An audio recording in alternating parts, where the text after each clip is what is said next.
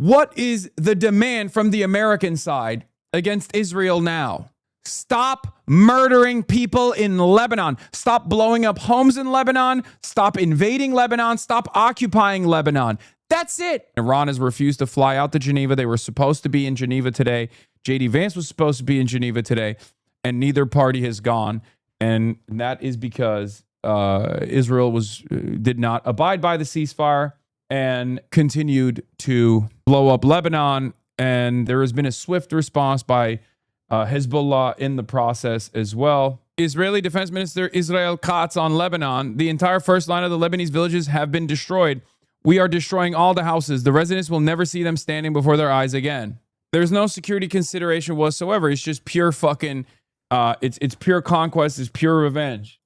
Trump told Israel to calm down and use their head. Yeah, this doesn't mean anything until they actually follow through. Once again, President Trump told NBC News that he spoke with Israeli officials on Friday, urging a ceasefire with Hezbollah. You just got to calm down sometimes and use your head, he stated. Trump declined to confirm if he spoke directly with Prime Minister Benjamin Netanyahu. This will turn into a Brandon Rafa red line if they don't actually fucking have something actionable to back it up with. From this point on, they have to see Israel as no longer the most important ally, no longer an asset, but maybe even an adversary, okay? Mean words and phone conversations where you say, calm down, is only going to make you look good for a brief moment in the domestic audience, right? Americans will go, oh, finally, Trump is being the big dog here. But if you don't have any material demands that follow through, if you don't make significant changes with how you are dealing with Israel going forward from this point on, you will look like a weak fucking fool.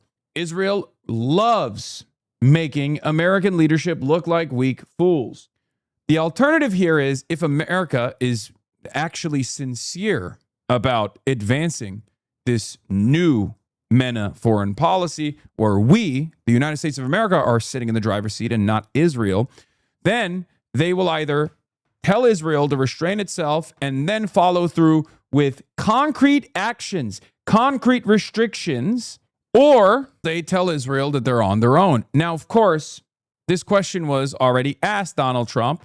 This is from Channel 14. When asked whether U.S. would defend Israel if it chose to strike Iran independently, Trump answered, absolutely. So once again, this will go back to a closure on the Strait of Hormuz. Like, Iran has to reestablish military deterrence if push comes to shove.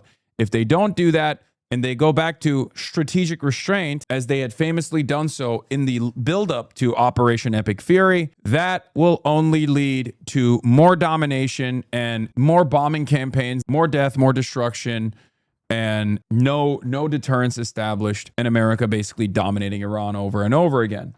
Meanwhile, from Jeremy Scahill's reporting, exclusive from Drop Site News, Iran warned Trump, if you do not end the war on Lebanon, we may strike Israel without warning.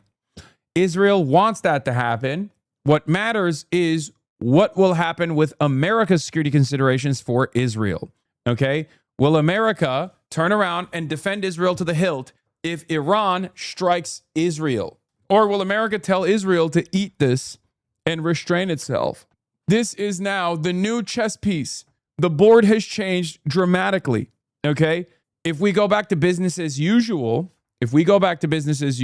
obviously that means Israel will agitate in Lebanon, kill more civilians in Lebanon, and then Iran will inevitably have to establish military deterrence.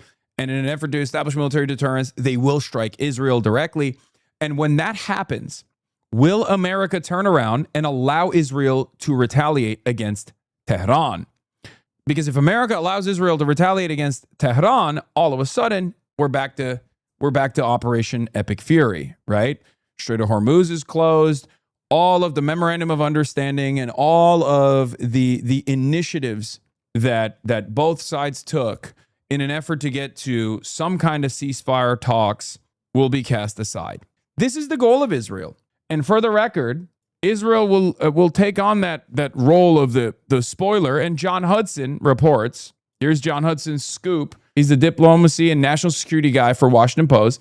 U.S. intelligence agencies are warning the Trump administration that Netanyahu is likely to take steps that will undermine Trump's Iran deal as the Israeli leader faces intense political pressure to continue waging war in Lebanon.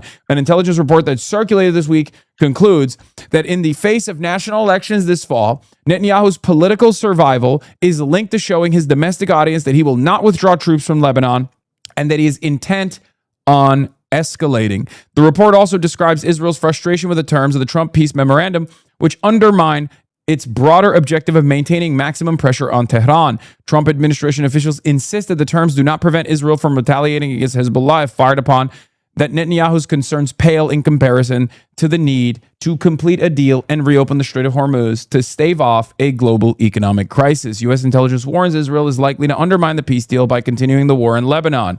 Shocking revelation, I guess, for the Washington Post reporters or the people who read the Washington Post. And the least shocking piece of information, if you have been in here at the HasanAbi broadcast, the Piker Broadcasting Service, the People's Broadcasting Service, because I've been literally saying this non-fucking stop. Israel has always been the most significant impediment towards peace, the most significant blockage towards any sort of peace initiative, any sort of initiative that actually puts America back in the driver's seat. There is no world where the IRGC does not retaliate. If they do not, or if America doesn't, and this is what I mean, like if the IRGC has to retaliate if America doesn't restrain Israel.